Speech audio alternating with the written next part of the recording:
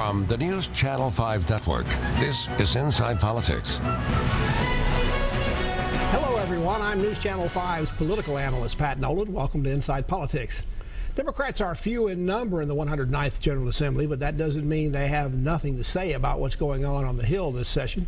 Today on Inside Politics, we welcome back House Democratic Minority Leader Craig Fitzhugh. Craig, thanks for coming back on the show. Thank you, Pat. Last couple of weeks, the legislature and the House in particular has been consumed in this controversy surrounding sexual harassment against what was then Republican whip Jeremy Durham. He stepped down from leadership but has resisted calls to resign. Speaker Harwell says she may bring a motion on the floor that will take 66 votes to oust him from office. Lieutenant Governor claims that he may have been involved in some relationship with another member and forced her to resign. This is kind of a mess. Where do you see things sitting right now? Well, it is a mess. It's a mess for certainly for the representative and those directly affected, but for the legislature, especially the House as a whole, it's truly unfortunate. It was quite a week last week when, you know, every 30 minutes there was a new headline about that, and we started with one ad hoc committee, and then members took it upon themselves to investigate, and then the Speaker called in the Attorney General, and so it's still not sorted out yet. Based on what we have right now, prior to this investigation by the Attorney General's office being completed, we don't have an actual complaint in the matter. We have a lot of newspaper and media reports about this and the rumor mill. Is that enough to oust a member? Well, if it has to go through an ouster proceeding, you know, the way I understand it would happen is a bit of a trial on the floor. So witnesses could be called, testimonies taken. With 99 jurors? Well, that's the way it looks. So you can see what kind of situation that might be, and that hasn't happened for many, many years. Now, from the rumor mill in general on the Hill, this kind of behavior being alleged against Jeremy Durham is not necessarily exclusive to him over the years.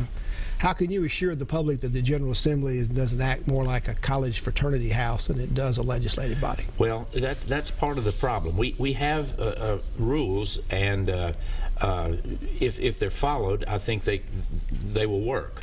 But we because of this situation, it doesn't look like to me that we took this accusation of sexual harassment to enough. There is a system set up for people to file complaints, but it doesn't seem to work very well at all. Nobody has made any complaints. That's probably because they're worried about retribution on that or some other kind of problems.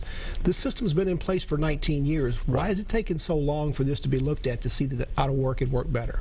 Well, fortunately, we've not had that many instances, and those that we know about. That we know about. And if they're found out, usually the member would resign.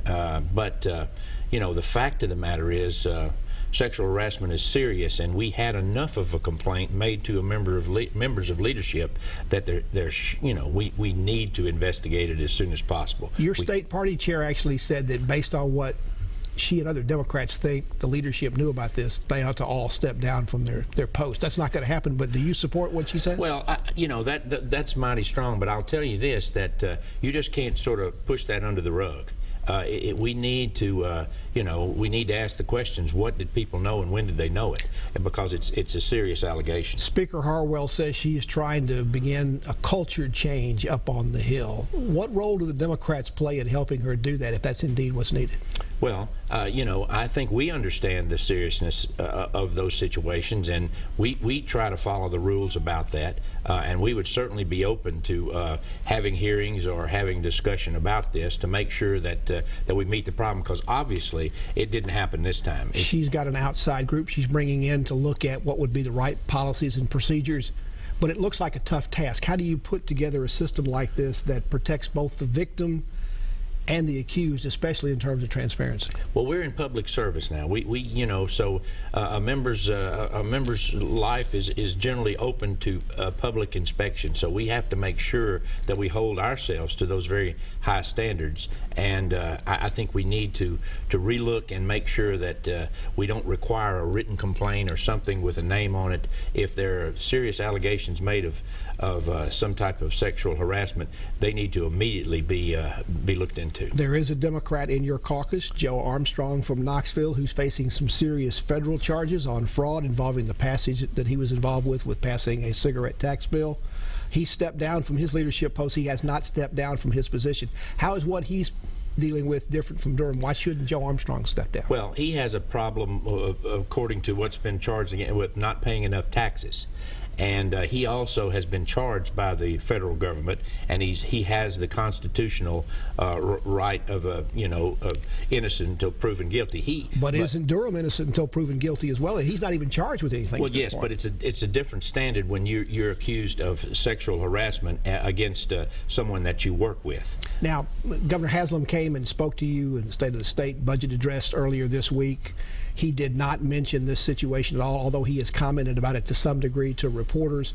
Your counterpart in the Senate mentioned the fact that the governor didn't bring it up, thought he missed an opportunity. Do you think he missed an opportunity, and what opportunity would that have been? What should the governor have said had he decided to mention it? I think the problem, frankly, and I like my speaker. She's been a friend of mine for many years. I like all the leadership, but there shouldn't have been opportunities for the governor nor the Speaker of the Senate to say things. We should have taken enough action so that people would know that we are dealing with this particular problem.